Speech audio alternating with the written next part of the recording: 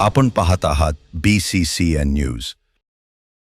अवैध गोवंश तस्करांवर कारवाईसाठी विश्व हिंदू परिषद व बजरंग दल आक्रमक।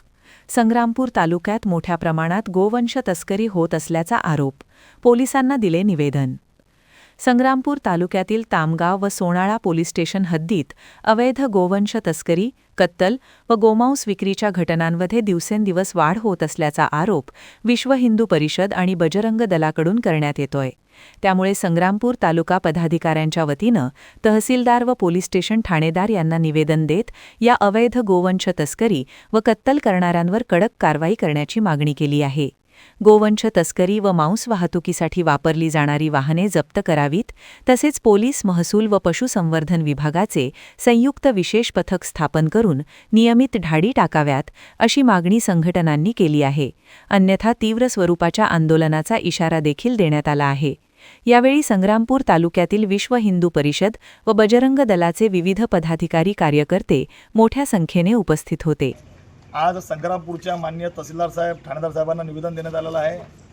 मागच्या 1 महिन्यापासून संग्रामपूरमध्ये शेतकरी बांधवांचं गोधन हे शेतामधून चोरी झालेलं आहे।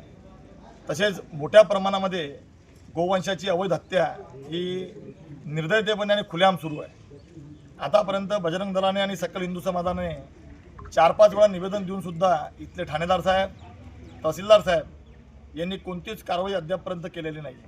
एवढंच नाही आहे, ज्या कसाईंनी कार्यकर्त्यांना खुलेआम धमकी दिली, ज्या कसाईंनी खुलेआम सांगितलं की आता मी अवजार घेऊन फिरीन आणि माझ्या मदत आला तर मी त्याच्यावर कुठेतरी हल्ला करीन, एवढी मोठी धमकी दिल्यानंतरसुद्धा त्याच्यावर फक्त NC दाखल होते।